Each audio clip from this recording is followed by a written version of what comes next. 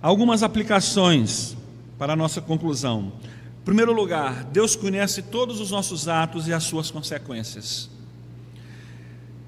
Nós podemos planejar o que nós vamos fazer, e temos essa possibilidade de decidir, e Deus conhece exatamente o que nós vamos fazer, mas nós não conhecemos as consequências dos nossos atos. Isso nós não temos o controle, nós não sabemos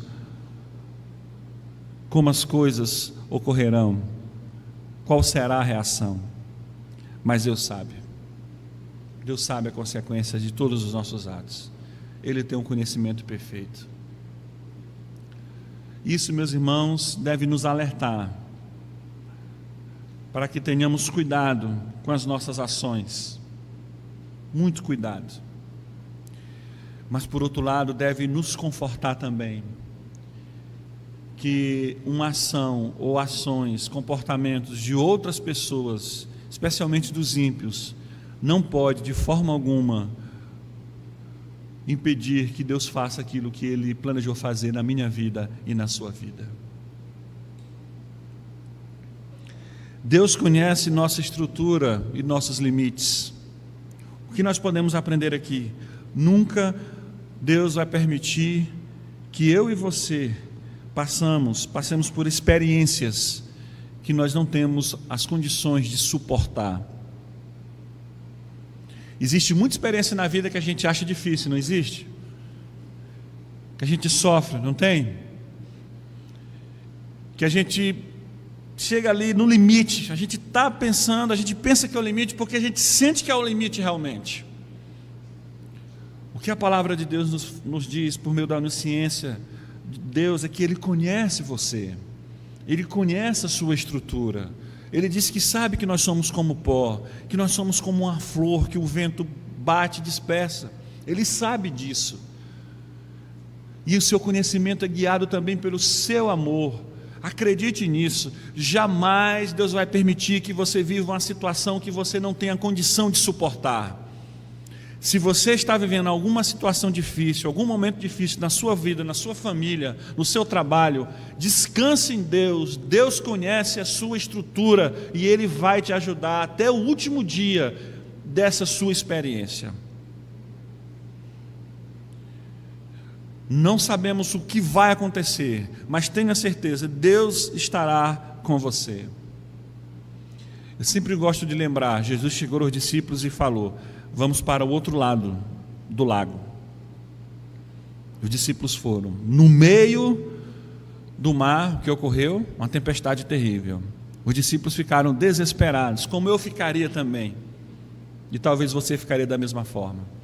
Mas no início tem uma palavra. Qual é a palavra? Vamos para o outro lado.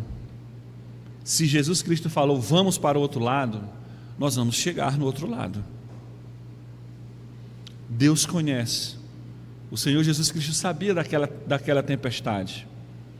Ele acalmou aquela tempestade e os discípulos chegaram do outro lado. Deus conhece a tempestade que você está passando. Deus conhece a sua vida. Deus conhece o que você está precisando. Deus vai te sustentar. A onisciência de Deus nos concede esse consolo, meus irmãos. A onisciência de Deus é um estímulo para orar. Que coisa! Deus não conhece tudo, por que eu vou orar? Devemos orar porque nós precisamos acreditar em Deus. Devemos orar, meus irmãos, porque nós precisamos exercer a confiança na soberania de Deus. Devemos orar porque nós estamos orando a um Deus que conhece todas as coisas. Ele conhece o nosso coração, conhece as nossas necessidades, conhece a nossa estrutura, como nós falamos anteriormente. Nós devemos orar porque precisamos ouvir a voz de Deus. E eu não estou dizendo que quando você estiver orando, Deus vai começar a falar no seu ouvido, não. Eu estou dizendo porque quando nós nos colocamos à oração, o nosso coração é movido a ouvir a voz de Deus. E onde está a voz de Deus? Na sua palavra. Não existe uma pessoa que ama orar e que não ama a palavra. Não existe uma pessoa que ama a palavra e que não ama orar.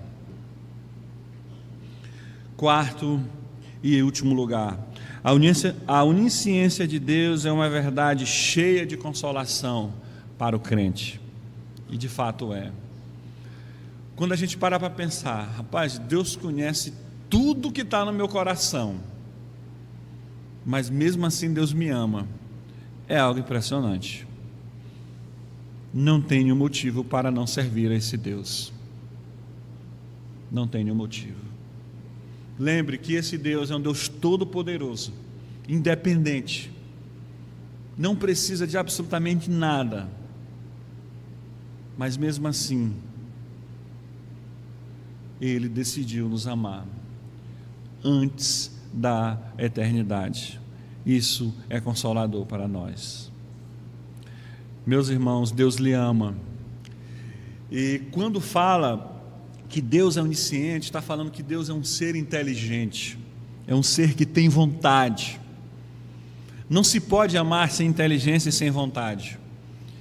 E Deus, pela sua onisciência, pela sua inteligência, pela sua vontade, decide nos amar, amar o seu povo. Isso deve ser consolador para nós. Deve ser muito consolador para nós.